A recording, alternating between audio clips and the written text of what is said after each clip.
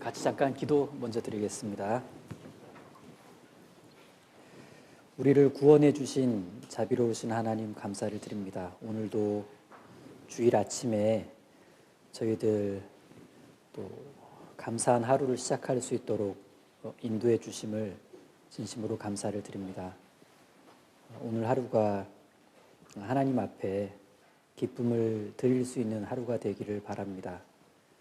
우리 자신부터가 또 말씀의 교훈과 기쁨과 또 감동 속에서 오늘 하루뿐만 아니라 일주일을 살아갈 힘을 얻을 수 있도록 도와주시고, 또 우리와 만나는 아이들이, 우리 분반과 학년의 아이들이 오늘 하루도 또 교회 학교 안에서 말씀을 배우고 또 지혜를 배우며 신앙이 쑥쑥 자라가는 그 과정 중에 있기를 또 간절히 바랍니다.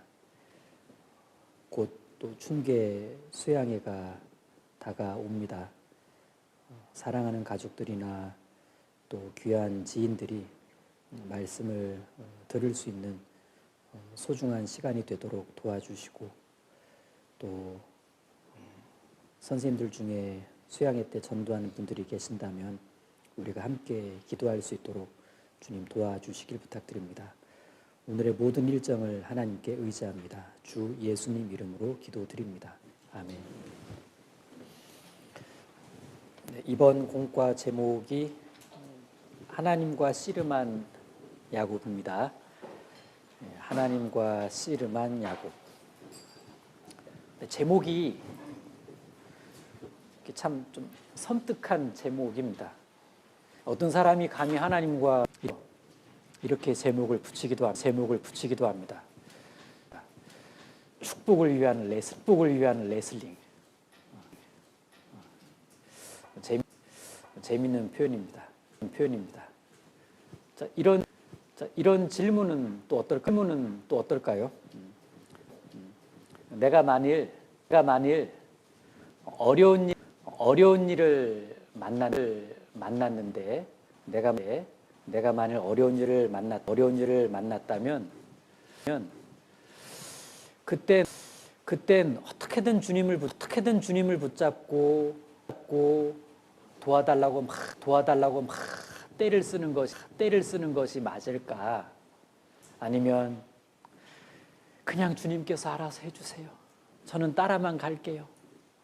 이렇게 하는 게 맞을까? 이 시간에 야곱이 우리 앞에 있다면 야곱은 뭐라고 간증을 할까? 우리한테 어떻게 하라고 권면을 할까? 뭐 이런 생각을 좀 해보게 됩니다. 야곱의 인생 이야기로 들어가 봅니다. 그는 외삼촌 라반의 집으로 피신한 몸이었습니다. 장자 축복 사기 사건 때문에. 감사하게도 야곱은 거기서 가정을 꾸리게 돼요. 본의 아니게 아내를 둘을 둡니다. 좀 더 나아가서 첩도 둘을 두게 돼요. 그리고 그 여인들의 출산 경쟁을 통해 결국 12아들이 탄생을 합니다. 훗날 12지파가 되죠. 물론 하나님의 섭리였습니다.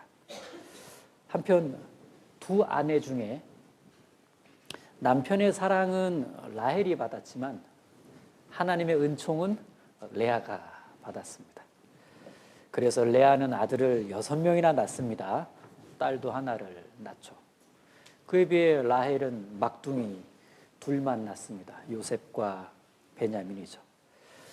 참고로 야곱의 12아들을 다 외운다는 건 간단한 일은 아닙니다. 그런데 이악 물고 외워두실 필요가 있습니다. 저는 이렇게 외웁니다. 넷, 둘 이렇게. 르시 레유 단납 갓아 이스 요베. 이제 4단계입니다. 4단계. 르시 레유 단납 갓아 이스 요베. 베냐민이 끝이죠. 그럼 낳는 어머니는 순서는요. 레아 종종 레아 라헬. 레아 종종 레아, 그리고 끝에 라헬. 레아 종종 레아. 레아가 스트레이트로 4명을 낳아요. 르시 레유. 그다음에 종 둘이 르시레유, 레유, 단납, 갓아. 다시 레아가 둘을 낳습니다. 이스. 마지막으로 라헬이 두 아이를 낳죠. 요셉과 베냐민. 하여튼 당혹스러운 질문을 받을 수가 있습니다. 선생님, 야곱이 낳은 아들 12은 누구인가요? 그런 건 물어보는 게 아니야. 이렇게 하시면 안 되고 쫙 해주면 우와, 우리 선생님 대단하시다. 꽤 이제 그 멋진 모습을 보여주실 수가 있을 겁니다. 자, 창세기는 본문 32장이 오늘 볼 본문입니다. 32장.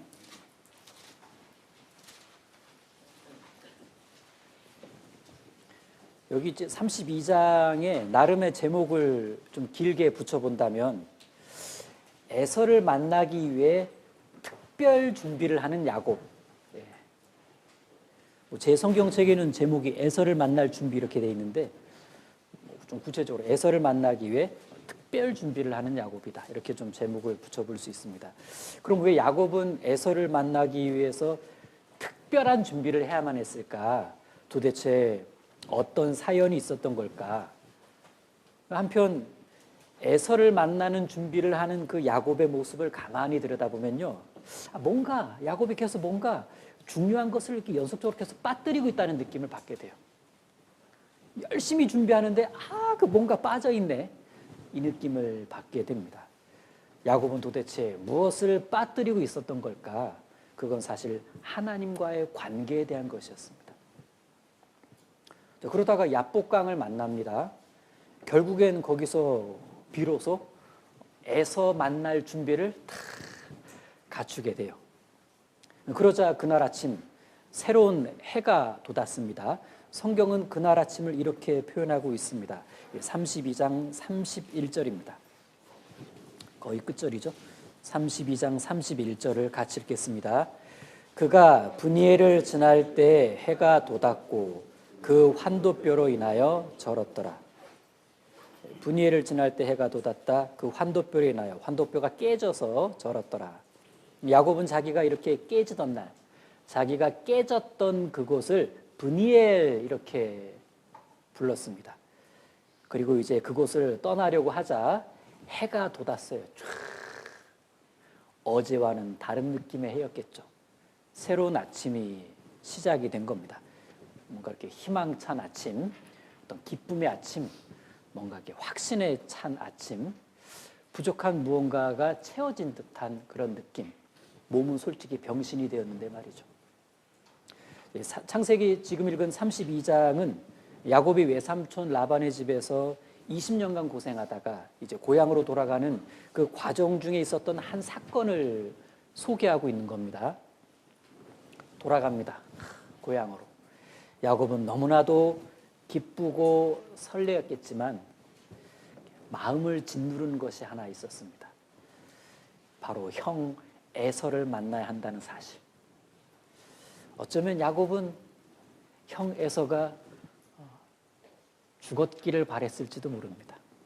부모님만 살아계시기를 바랬을지도 몰라요. 과거의 야곱이 장자 축복을 정당하지 않은 방법으로 탁 가로챈 것 때문에 에서가 자기를 얼마나 죽이고 싶어 했는지를 잘 알고 있거든요. 그래서 도망쳤는데 이제는 그 형을 만나야 합니다. 너무나 걱정이 되었을 거예요. 자, 가던 길에 청천벽력 같은 소식이 전해집니다. 형 에서가 400명의 사람들을 데리고 자기 쪽으로 오고 있다라는 소식을 들은 겁니다. 그 400명이 설마 환영 인파는 아닐 거고, 네, 군대였습니다. 형이 군대를 몰고 온데 야곱은 속이 탔습니다. 너무나 두렵고 아주 괴로웠습니다. 그래서 자기의 그 무리를, 그 인원과 짐승을 두 팀으로 나눠요. A팀, B팀. 에서가 이쪽 무리를 공격하면 이쪽 한 무리라도 건져보려는 꾀를 낸 거죠. 그럼에도 불구하고 두려운 마음은, 걱정은 사라지질 않았습니다. 그래서 그 다음에 야곱이 뭘 했냐? 하나님께 간절히 기도합니다. 그런데 그래도 두려운 거예요. 왜 기도했는데 두려울까? 그건 기도를 하면서 꾀를 냈기 때문에 그렇습니다. 여러분, 기도할 땐 기도를 해야 되는데 야곱은 기도를 하긴 했는데 기도하면서 꾀를 냈어요. 기도하는 와중에 계속 자기 꾀가 돌아가는 거예요. 그랬더니 아니나 다를까 역시 두려움이 안 사라졌습니다. 당연한 결과였죠. 이번엔 이거다 싶어서 선물을 준비했습니다. 그것도 선물 한 번 받고 끝나면 그럴까 봐 선물을요 여러 차례 이렇게 마치 이렇게 택배 보내듯이 착착착착 발송을 합니다. 에서의 마음을 어떻게든 녹여볼까 하고 말이죠. 전체 580마리의 가축을 보냈어요. 대단한 선물 공세를 한 겁니다. 치밀하고 철저히 계산해서 착착착 보냈는데 그래도 두려운 거예요. 그래서 도저히 강을 건널 수가 없었습니다. 그 강이 야복강이에요. 도저히 건널 수 없는 강, 야복강. 시간은 깊어만 가고 어둠이 점점 짙어져 갈 때 야곱은 이제야 자기 방법을 몽땅 다 내려놓을 수밖에 없다는 걸 알게 됩니다. 다른 말로 이젠 도저히 빠져나갈 구멍이 없게 된 거예요. 이젠 방법이 없습니다. 그렇게 나에게 방법이 하나도 없게 되었을 때 그제서야 유일한 방법을 찾아 나섭니다. 바로 유일한 방법 되어주시는 하나님, 그 하나님을 붙잡는 일이었죠. 그래서 야곱은 이제 진짜로 하나님께 도움을 구합니다. 진짜로 도움을 구합니다. 하나님, 이제는요 제발 좀 도와주세요. 그때 비로소 사람의 모습을 한 하나님이 그곳을 싹 지나가십니다. 아주 기가 막힌 타이밍의 말이죠. 하나님이 어느 때보다도 간절했던 야곱은 그분을 금방 알아봐요. 그리고 콱 붙잡습니다. 당신은 그냥 못 지나갑니다. 야곱이 붙잡은 건 하나님이었습니다. 야곱은 하나님께 자기를 좀 축복해달라고 떼를 쓰고 늘어지는데 결론은 애서 좀 어떻게 해달라는 거였어요. 왜? 그것 때문에 못 건너고 있거든요. 하지만 하나님은 야곱을 탁 떼어놓고 그냥 지나가시려고 합니다. 그건 과연 야곱이 정말 자기를 내려놨는지 정말 하나님만을 붙들려고 하는 것인지를 확인하려는 것이었죠. 놔라. 안 돼요. 놓으라니까.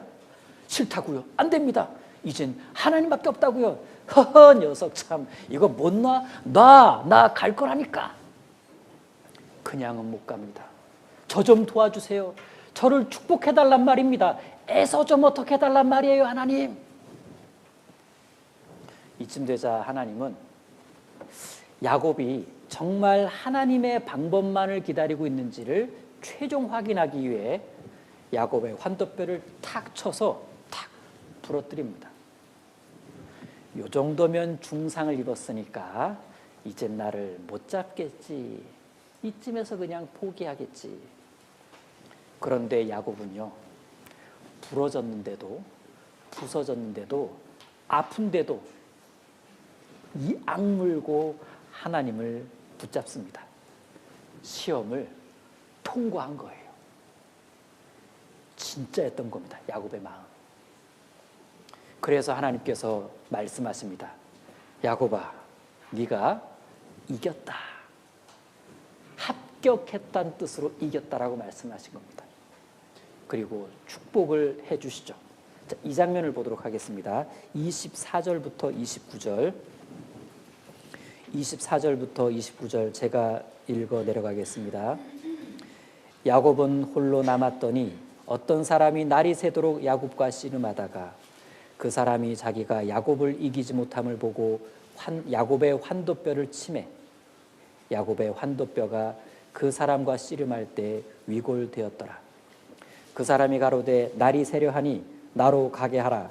야곱이 가로되 당신이 내게 축복하지 아니하면 가게 하지 아니하겠나이다. 그 사람이 그에게 이르되 내 이름이 무엇이냐? 그가 가로되 야곱이니이다. 그 사람이 가로되 내 이름을 다시는 야곱이라 부를 것이 아니요 이스라엘이라 부를 것이니 이는 내가 하나님과 사람으로 더불어 겨루어 이겼음이니라. 야곱이 청하여 가로되 당신의 이름을 구하소서. 그 사람이 가로되 어찌 내 이름을 묻느냐 하고 거기서 야곱에게 축복한지라. 자, 그럼 한번 생각을 정리해 봅니다. 하나님은 매달리는 야곱에게 에서를 만날 비책을 알려주신 게 아닙니다. 오히려 야곱을 깨뜨렸습니다. 환도뼈가 부러졌는데 육신의 중요한 부분이 부서진 거죠. 하나님은 야곱의 육신의 소욕인 자기 고집, 자기 꾀, 자기 방식을 탁 깨뜨려 주신 겁니다. 야곱의 육신을 깨뜨리면서 그의 육신적 기질들을 깨뜨리신 거죠. 특히 자기 고집, 자기 방식 말입니다. 어쩌면 이렇게 자신이 부서지는 것이, 그러면서 자기 꾀를 내려놓는 것이, 그 자기 방식, 자기 고집을 내려놓는 것이 아마 비책이라면 비책이었을 거예요. 야곱은 자기가 에서와의 관계를 회복하는 데 있어서 우선적으로 중요한 건 자기가 깨지는 거구나라는 것을 비로소 알게 됩니다. 우리도 마찬가지입니다. 그 있잖아요. 누군가와의 관계 회복을 위해서, 그 누군가가 뭐 가족이 되었든 지인이 되었든 누군가의 관계 회복을 위해서 우리가 주님께 간절히 나아가면 아마도 주님은 우리 자신부터 내려놓을 것을 요구하실 겁니다. 그리고 우리의 어떤 착각, 고집, 오만함, 그걸 깨뜨려 주시겠죠. 그렇다면 그때 우리가 해야 할 일은 깨지는 쪽으로 나아가는 겁니다. 그게 잘하는 거예요. 야곱은 그런 면에서 참 잘했습니다. 잘 나아갔고 잘 깨졌습니다. 그렇게 야곱이 하나님께 굴복하고 깨지던 날, 그날 새로운 아침이 시작된 겁니다. 그곳을 브니엘 이렇게 불렀죠. 새로운 시작이 시작된 날. 다시 보시면 31절입니다. 그가 브니엘을 지날 때 해가 돋았고 그 환도뼈로 인하여 절었더라. 여기 해가 돋았다고 했습니다. 기쁨과 희망의 아침을 상징합니다. 이젠 야곱의 마음에서요, 형 에서를 만나는 데 있어서 그 틀림없이 그 어떤 전에 있던 두려움이 싹 사라졌을 겁니다. 그러고 나서 드디어 에서를 만났는데 글쎄 놀라운 일이 벌어집니다. 33장 4절입니다. 33장 4절 같이 읽겠습니다. 에서가 달려와서 그를 맞아서 안고 목을 어긋 맡기고 그와 입 맞추고 피차 우니라. 에서가요 달려와 가지고 야곱의 목에 칼을 들이댄 게 아니라 야곱의 목을 안고 웁니다. 틀림없이 400명의 군사와 함께 칼을 쥐고 달려왔던 에서인데 어떻게 이렇게 변할 수가 있죠? 물론 그래 맞아, 하나님이 축복해 주셨으니까 뭔가는 일어나겠지 예상은 했는데 이건 정말 뜻밖의 일이었습니다. 이런 식으로 되다니. 이게요, 야곱이 하나님께 대한 태도를 바꾸니까 에서의 야곱에 대한 태도가 바뀌는 일이 일어난 거예요. 즉 야곱이 하나님 앞에 태도를 바꾸니까 하나님께서 에서의 태도를 바꿔주신 거죠. 즉 야곱의 하나님과의 관계가 야곱과 에서의 관계에 영향을 준 겁니다. 여러분, 나와 하나님의 관계가 나와 다른 사람의 관계에 영향을 준다라는 사실입니다. 하나님은 야곱이 하나님께 대한 태도를 바꾸자 야곱과 관계된 에서의 마음을 어떻게 싹 이렇게 바꾸어 놓으신 겁니다. 틀림없이 하나님이 하신 일이었어요. 이것이 관계 회복의 중요한 열쇠라고 말합니다. 내가 바뀌어야 주변 상황도 바뀌어질 수 있다. 하나님 앞에 내가 바뀌면 하나님이 내 주변 상황도 바꾸어 주신다. 그렇다. 사람의 행위가 여호와를 기쁘시게 하면 그 사람의 원수라도 그와 더불어 화목하게 하신다라는 그 잠언 16장 7절의 말씀이 여기서 이렇게 이루어지고 있는 걸 우리는 보고 있습니다. 우리도 내가 주님 앞에 바르게 살아가면 하나님께서 틀림없이 내게 속한 가족들의 마음도 바르게 인도해 주실 거라는 걸 믿을 수 있습니다. 물론 그 시간 차가 있겠죠. 그게 어느 정도인지 모르겠지만 결국은 믿음대로 될 거라는 사실. 이런 교훈도 받아봅니다. 인생 중에는 건너야만 하는 야복강이 있어요. 피할 수 없는 야복강. 홀로 거기 남아있을 때가 있겠죠. 1대1. 강과 나 같지만 사실은 나와 하나님이에요. 그 두려운 시간, 그 불안한 자리, 거기는 제법 외로운 자리일 수도 있습니다. 그때 오로지 한 가지에만 집중해야 됩니다. 사실 모든 문제는 하나님과 나의 1대1의 문제라는 사실입니다. 그래서 야곱도 이날 하나님 앞에 홀로 남았던 겁니다. 그래서 우리도 홀로 서야 하는 야복강을 만날 때가 있을 수 있다는 것을 교훈받아 봅니다. 야복강, 이곳은 하나님과 씨름하는 곳이에요. 하나님께 눈물로 매달리는 곳이겠죠. 여기서 내가 악착같이 매달리면, 그리고 거기서 나를 진짜 내려놓으면, 내 육신이 주저앉으면 이제는 하나님이 나의 놀라운 도움이 되어 주실 겁니다. 여기서처럼 원래 나라는 야곱이 이렇게 물러가고 이스라엘, 주님이 전적으로 인도해 주시는 인생이 시작될 겁니다. 이렇게 좀 내 식대로 풀어가는 사람 말고 하나님의 도우심으로 인생이 풀려가는 사람, 참 멋지지 않습니까? 야곱의 인생은 이렇게 여기서 반전이 이루어져요. 한편 인생 중에는 언젠가 한 번은 꼭 만나야 할 애서가 있습니다.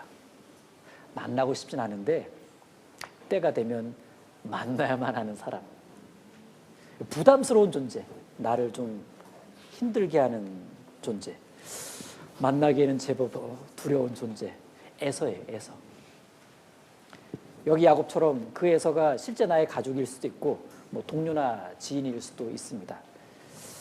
내가 그들과의 관계 회복을 위해서 내가 알고 있는 모든 지식과 경험을 총 동원해 본들, 그래도 야복강은 못 건너요. 야복강은 그걸로 건널 수 있는 강이 아닙니다. 아무리 꾀를 내서 내가 이런저런 방법을 택해 본들, 여러분, 저기는 애서는 안 바뀌어요. 상대방의 변화, 어떤 나를 둘러싼 상황 변화의 열쇠는 하나님 앞에서의 나의 변화라는 사실을 잊으면 안 됩니다. 주일 말씀 중에 가끔 이런 말씀을 들었던 기억이 있습니다. 하나님과 문제가 생기면, 나와 하나님 사이에서 어떤 문제가 생기면 나와 다른 사람과의 문제가 생기게 된다. 여러분, 우린 하나님과 문제가 생기면 사람과도 문제가 생겨요. 교회에서든 가정에서든 직장에서든. 그건 곧 다르게 말하면 하나님과의 관계가 회복되면 사람과의 관계도 풀린다는 뜻입니다. 혹 내가 어떤 어려운 문제 앞에 섰을 때도 마찬가지일 거예요. 하나님이 해결해 주시지 않으면 방법이 없을 때가 있습니다. 이때 하나님의 해결책으로 뭔가 은혜를 얻자면 깊이 고민해 봐야 될 것이 있다. 과연 내가 이 시점에서 하나님 앞에 어떤 합당한 태도를 보여야 되는가? 과연 내가 내려놔야 될 것은 뭐고 내가 돌이켜야 될 것은 뭔가? 하나님 내게 뭘 원하시는 건가? 자기 소유를 살피는 것이 그게 정답입니다. 우린 이런 사람이 되면 좋겠죠. 누군가를 바꾸려는 사람이 되기보다는 내가 먼저 바뀜으로써 누군가가 바뀌어가는 것을 이렇게 보는, 내가 먼저 변화됨으로써 어떤 상황도 바뀌어질 수 있다는 것을 증명해 줄 수 있는 사람이 되면 어떨까 싶습니다. 결국 나와 하나님과의 관계가 나와 주변과의 관계를 푸는 열쇠라는 사실을 잊으면 안 됩니다. 이 열쇠를 참 손에 쥐고 살아간다면 참 멋진 일들이 펼쳐지겠죠. 이제 여기 야복강 사건을 중심으로 이 야복강 사건 전과 후에 어떤 장별로 몇 가지를 좀 정리해 볼 필요가 있을 것 같습니다. 여기 31장 보시면, 32장 앞에 31장 보시면, 여기 이제 31장 제목은 고향으로 돌아가는 야곱 이렇게 돼 있는데, 야곱이 라반과 결별하게 되는 배경 중 하나가 소개되어 있습니다. 1절과 2절 제가 읽겠습니다. 야곱이 들은즉 라반의 아들들의 말이, 잘 읽으셔야 됩니다. 야곱이 들은즉 라반의 말이 아닙니다. 라반의 아들들의 말이, 야곱이 우리 아버지의 소유를 싹 다 빼앗고 우리 아버지의 소유를 인하여 이같이 거부가 되었다 하는지라. 야곱이 라반의 안색을 본즉 자기에게 대하여 전과 같지 아니하더라. 야곱이 뭘로 먼저 눈치챘냐면 라반 보고 눈치챈 게 아니라 라반의 아들들의 말들을 보고 벌써 눈치챘어요. 그러고 나서 라반 보니까 진짜 그래요. 아니 그러면 좋아요. 라반도 꾀가 많은 사람입니다. 라반은 자기 계산과는 달리 야곱의 재산이 팍팍팍 늘어가니까 야곱을 시기합니다. 그래서 야곱을 안 좋게 생각하죠. 그건 그럴 수 있어요. 정상이죠. 그런데 라반은 그럴 수 있다 쳐요. 그런데 왜 라반의 아들들까지 이렇게 나서가지고 야곱을 안 좋게 생각하는 걸까?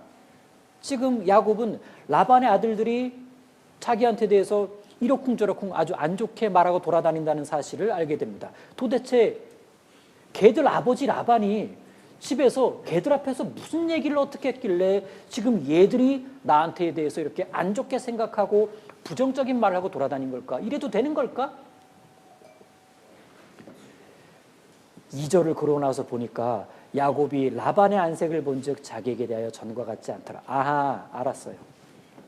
이사야 3장 말씀처럼 안색이 스스로를 증거한다고, 라반이 저 안색으로, 나를 안 좋게 바라보는 저 안색으로 집에서 자녀들 앞에서 무슨 말을 했을까? 안 봐도 비디오였어요.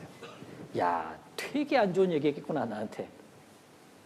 라반의 아들들은 라반이 하는 일을 직접 보고, 아니 라반의 아들들은 야곱이 하는 일을 직접 보고 야곱을 안 좋게 얘기한 게 아닙니다.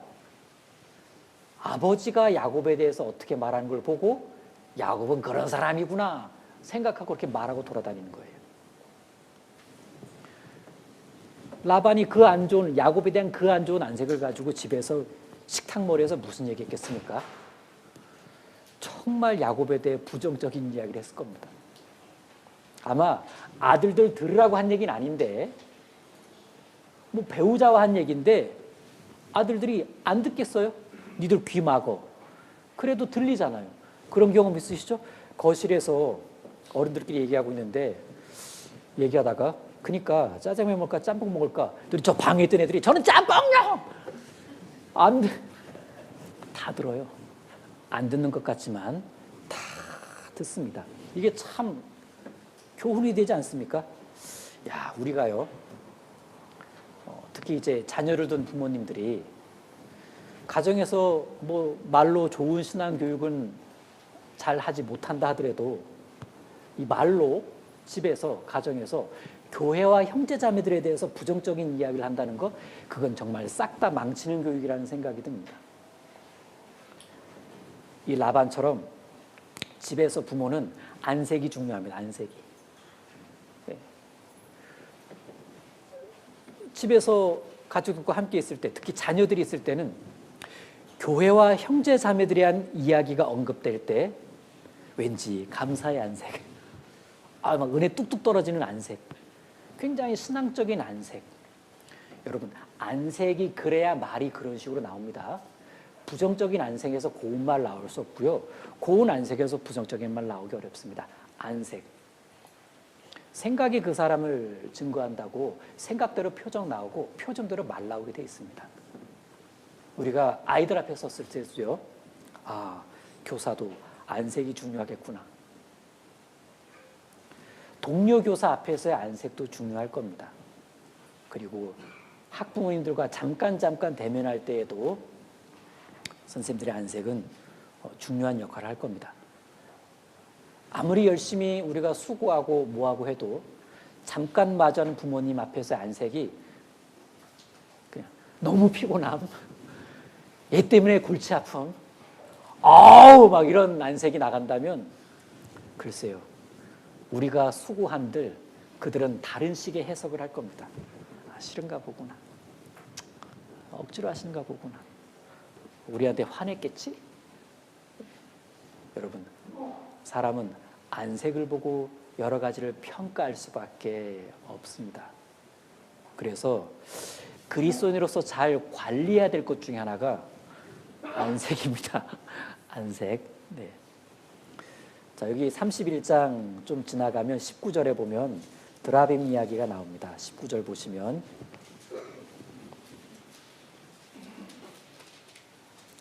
때 라반이 양털을 깎으러 갔으므로 라헬은 그 아비의 드라빔을 도적질하고, 가야 되는데 가져갈 거 많은데 이거 필수품으로 챙겨가는 거 보세요. 그것도 몰래 가져갔습니다. 왜? 달라면 안 줄 거 뻔하니까. 달라는데 왜 안 줄까요? 뭐 그거 하나 준다고 무슨 일이 있을까? 라헬 입장에서는 아버지가 절대 드라빔 안 줄 거라는 걸 확신했던 거예요. 도대체 드라빔이 뭐길래? 드라빔은 사람의 모습으로 이렇게 조각된 우상인데, 뭐 인형 느낌 나겠죠? 인형 느낌 날 텐데, 요 드라빔이 당시에는 이렇게 가정의 수호신으로 여겼습니다. 뭐 가정의 수호시니까 그걸 가지고 점치는 데도 사용했다고 합니다. 그럼 라헬이 아버지의 드라빔을 훔친 이유는 뭘까? 아버지가 이걸 안 줄 건데 자기는 갖고 싶은 거예요. 이 당시에는요, 이 드라빔을 소유한 자가, 그 집의 드라빔 있죠? 그 집의 드라빔을 소유한 자가 그 집에서 가장 많은 몫의 유산을 상속받을 수가 있었습니다. 지분 보장권이고 드라빔이었어요. 지분이 보장된 거예요. 그걸 갖고 있으면. 또 나아가서 드라빔을 갖고 있으면 그 씨족 내에서 어떤 지도권을 행사할 수도 있었답니다. 나 드라빔 가진 사람이 이러면서 이렇게. 네. 자, 그러니까 드라빔을 라헬이 어떻게 잘 챙겨오면, 요걸 남편에게 주면은 이제 나중에 라반의 재산을 우리 야곱이, 우리 남편이 상속을 받을 수 있고, 야곱이 라반의 씨족까지를 지배할 수 있게 될 거라는 그 라헬의 어떤 그런 먼 미래를 향한 어떤 탐심, 탐욕, 이런 것이 있었던 것은 아닐까, 충분히 그렇게 생각해 볼 수 있다는 얘기입니다. 그리고 라헬은요, 드라빔은 드라빔이기 때문에 주술적 목적을 포함해서 드라빔을 훔쳤습니다. 왜? 갈 길이 머니까. 안 가본 길 떠나야 되니까 얼마나 겁이 났겠습니까? 뭔가를 의지해야 되겠죠? 신을 찾아야만 했을 거예요. 그래서 다급하게, 가정 수호신 있지? 드라빔, 이렇게. 먼 여행길이니까 뭔가 안전을 바랬을 겁니다. 가는 여정에 이런저런 일이 있을 때 점을 쳐야 될 일도 있을 거라고 생각을 한 거예요. 근데 생각해 보세요. 참 이상하지 않습니까? 야곱과 그렇게 오래 살았으면서 그 하나님을 틀림없이 경험했을 텐데 그럼에도 불구하고 드라빔에 집착했던 라헬을 보게 되면 하나님도 알아가고 있는데 우상도 필요하다. 딱 현대 기독교인들의 문제점을 연상케 해줍니다. 하나님 좋아요. 우상도 필요하고요. 자, 이렇게 31장을 넘어가서 32장. 우리가 여기서 아까 24절 보면 야곱은 홀로 남았더니 어떤 사람이 날이 새도록 야곱과 씨름하다가, 어떤 사람, 여기서 야곱과 씨름했던 사람의 모습을 한 하나님이 소개되어 있는데, 이분은 사실 성자 하나님 예수님이셨습니다. 다시 여기 나타난 이 하나님은 성자 하나님 예수님이셨습니다. 이런 거잖아요. 구약에서는요, 인간의 모습으로 나타나시는, 즉 사람의 모습으로 현현하시는 하나님은 성자 하나님 예수님이라고 말할 수 있습니다.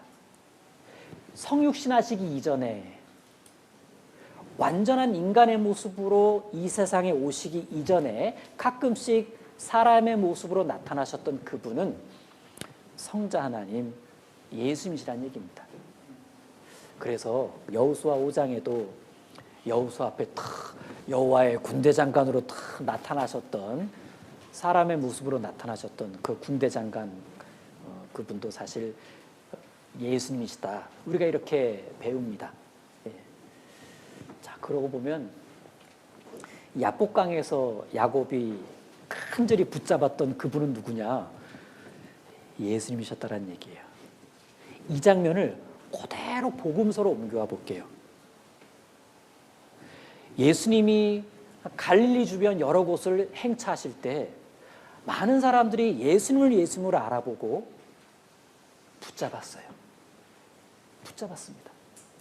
수르보니게 여인도 붙잡았고 바디메오도 붙잡았고 여러 사람들이 예수님을 붙잡고 부르짖었습니다. 주여 도와주소서. 심지어 됐다 가자 했을 때도 제발요라고 끈질기게 예수님을 붙잡았던 많은 사람들이 있었습니다. 아, 구약에서나 복음서에서나 예수님은 인생들 가운데를 지나가시는데, 어떤 인생들요? 예수님이 필요한 인생들 있죠. 누구에게 예수님이 필요하신가? 사실 모든 인생입니다. 그런데 정말 예수님을 필요로 하시는 사람들이 누군지는 예수님이 아셔요. 그래서 그들을 찾아가서 일부러 그들 앞에 지나가 주시는 겁니다. 나 왔잖아. 붙잡아도 돼. 붙잡아. 제발 나를 붙잡아라. 나를 붙잡아다오. 오히려 붙잡아 주기를 바라시는 예수님. 예수님은 붙잡혀 주시려고 인생들 가운데로 지나가신다는 얘기예요. 예수님이 얼마나 많은 인생들 가운데 지나가셨겠습니까? 그런데 의외로 소수의 사람들만이 그 예수님을 붙잡았다는 사실. 야복강에서도 그랬고 공생애 중에서도 그랬고 지금의 우리 시대에도 그렇습니다. 감사한 건 우리는 그 예수님을 붙잡았기 때문에 구원을 받았다는 얘기입니다. 우리가 훗날 하나님 앞에서 야 정말 가장 잘했다라는 일로 평가받을 수 있는 일이 있다면 그것은 구원의 축복을 받기 위해 예수님을 간절히 붙잡았던 그 일, 그리고 신앙의 이런저런 여러 가지 위기 때 어떻게든 하나님 앞에 그 일을 해결받기 위해, 즉 축복을 받기 위해 간절히 예수님을 붙잡았던 그 일들에 대해서는 우리가 정말 야 그때 그건 정말 잘했다 이렇게 자신 있게 평가를 할 수 있을 거라는 생각이 듭니다. 그렇다면 이번 한 주도 오늘 하루도 우리가 정말 잘했다라고 평가받기 위해 해야 할 일이 있다면 예수님을 붙잡는 일입니다. 사실 매일 예수님이 필요하잖아요. 예수님을 붙잡아야 될 일들이 사실 매일 있습니다. 왜? 어떤 일은 계속 진행 중인 어려움이 있을 수 있기 때문에 그래요. 날마다 붙잡을 수밖에 없는 그런 상황들이 벌어집니다. 우리가 그렇게 예수님을 붙잡는다는 것은 뭐냐? 결국 두 가지를 붙잡는 거예요. 말씀을 붙들고 기도를 붙드는 겁니다. 말씀과 씨름한다 그러죠. 기도의 무릎으로 씨름한다 그러죠. 그게 약국강에서 씨름이에요, 사실은. 자, 그리고 33장을 가게 되면 여기 만나서 화해하는 장면이 나오는데, 여기 아까 보니까 에서가 오랜만에 만난 야곱한테 칼을 들이댄 게 아니라 눈물을 흘리잖아요. 자, 그러고 나서 야곱이 말합니다. 쟤들요? 쟤들은 이렇게 말합니다. 보시죠. 쟤들은 자, 4절과 5절 같이 읽겠습니다. 5절 같이 읽겠습니다. 에서가 달려와서 그를 맞아서 안고 목을 어긋 맡기고 그와 입 맞추고 피차 우니라. 에서가 눈을 들어 여인과 자식들을 보고 묻되 너와 함께한 이들은 누구냐? 야곱이 가로되 하나님이 주의 종에게 은혜로 주신 자식이니이다. 야곱은 딱 떨어지게 말합니다. 쟤들은 하나님이 주의 종 저에게 은혜로 주신 자식. 요거 아주 분명하게 정리해야 됩니다. 은혜로 주신 자식. 다르게 얘기해 볼게요.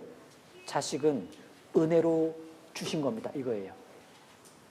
자식은 은혜로 주신 겁니다. 틀림없이 자녀는 하나님께서 그 가정에 은혜로 주신 선물입니다. 은혜, 선물이죠. 시편 127편 3절 말씀처럼 자식은 여호와의 주신 기업이요 태 열매는 그의 상급이다. 이렇게 말씀하셨는데, 자식이요 한편에서는 기업이고 한편에서는 상급이니까 요 자식을 잘 기르면 기업이 풍성해지는 거고 상급도 많아지는 거니까 이거 엄청나게 좋은 거예요. 그래서 결론적으로 자식은 틀림없이 은혜가 맞구나. 그런 면에서 우리 교회 학교는 이렇게 각 가정에 은혜로 주어진 선물, 각 가정마다 주어진 은혜의 선물인 이 아이들을 일주일에 잠깐씩 맡아서 하나님의 말씀으로 집중 교육하는 곳입니다. 집중 교육하면 효과가 길어질 수 있으니까 일주일짜리를 해주는 거예요. 일주일짜리를. 정말 잘 가르쳐주면 그 효과가 여러 날을 갈 수 있을 겁니다. 그래서 잠깐 만나는 2시간이겠지만 정말 사랑을 담고 마음을 담고 정성을 담아서 쭉 가르치면 이렇게 며칠 가다가 조금 힘들어질 때 다시 오고 또 잘 가르쳐주면 그렇게 오고. 자, 우리가요 가정마다 주어진 은혜의 선물인 아이들을 맡아서 말씀 교육을 하는 곳입니다. 중요한 곳이란 뜻이에요. 중요한 곳. 그러니까 부담도 좀 느껴야 되는 게 맞죠. 우리가 철없던 신앙의 시절에는요 부담 없는 봉사를 원했어요. 부담 없는 봉사 없나요? 그런 봉사는 존재하지 않아요. 우리 솔직히 부담 좀 싫어하죠. 저부터도 부담 싫어. 왜? 부담스러우니까. 누가 부담을 좋아합니까? 그런데 아하, 우리가 신앙 중에 얻게 되는 결론은 부담 없는 신앙이란 없다라는 얘기입니다. 주님께서 부담 없이 구원을 이루셨나요? 신앙이란 길 자체가 부담이에요. 만약 부담 없이 신앙생활을 하고 있다면 그건 신앙생활이라고 볼 수가 없습니다. 각자에게 있을 수밖에 없는 자기 십자가부터가 부담이고요. 주어진 시련, 주어진 고난, 사명, 이거 싹 다 사실 부담입니다. 그렇다면 부담스럽다 이게 아니고 부담이라고 생각되는 것들을 부담이라는 부정적 영역에다 집어넣지 말고 부담은 필요한 것이고 필요한 것이라면 좋은 것이겠다. 안 좋은 거라면 하나님 주셨을까? 좋은 거니까 주신 거고, 그리고 이 부담은 다르게 말하면 기회입니다. 기회. 내가 어떤 봉사가 좀 부담스럽다? 교회 학교를 권유받았어요. 그거 너무 부담스러워요. 그래도 해보세요. 그래요? 왜요? 교회 학교 봉사를 하면 그건 형제님 자매님의 신앙의 기회입니다. 주님을 더 배워가고 주님을 더 알아가고 더 말씀 속에서 교훈받고 삶이 변화돼 갈 수 있는 어떤 기폭제가 될 겁니다. 부담이지만 기회라니까요. 아이들을 가르친다는 게 얼마나 부담이지만 기회입니까? 그 맑고 맑은 아이들에게 뭐 하나 가르쳐 주자면 읽고 또 읽고 묵상하고 또 묵상하고 번역하고 또 번역해서 가장 알아듣기 쉬운 말로 전해줘야 되니까, 그러면서 어린아이 같은 나에게 그 쉬운 말이 그렇구나라고 실제 자기에게 먼저 다가옵니다. 부담이 내 신앙의 성장에 기회가 된다는 사실입니다. 그래서 부담이지만 이건 틀림없이 신앙을 더 잘해볼 수 있는 기회고, 그러니까 교제에 더 깊게 들어갈 수 있는 기회이기도 하고, 무엇보다 주님 앞에 섰을 때 칭찬, 존귀, 영광 이런 거를 좀 더 얻어볼 수 있는 기회라고 볼 수가 있죠. 부담을 기회로 전환할 수 있는 신앙적 사고를 넓힌다는 것이 필요하겠습니다. 기도하고 마치겠습니다. 하나님 감사합니다. 오늘 야복강에서 하나님과 씨름을 했던 그 야곱의 이야기를 같이 살펴보았습니다. 우리가 참 하나님 앞에 간절히 바라는 것들이 많고, 또 하나님께서는 그것을 도와주시기를 바라는 줄 압니다. 하여 우리가 더 하나님의 말씀을 붙들고 기도를 붙드는 가운데 그 옛날 하나님께서 야곱에게 주셨던 축복도 저희가 능히 받을 수 있는 야곱을 닮아가는 신앙이 될 수 있도록 도와주시기를 부탁드립니다. 오늘 하루도 우리 아이들과 즐겁고 신나고 유익한 교회학교 시간들을 보낼 수 있도록 도와주시길 부탁드립니다. 감사드리며 예수님 이름으로 기도드립니다. 아멘.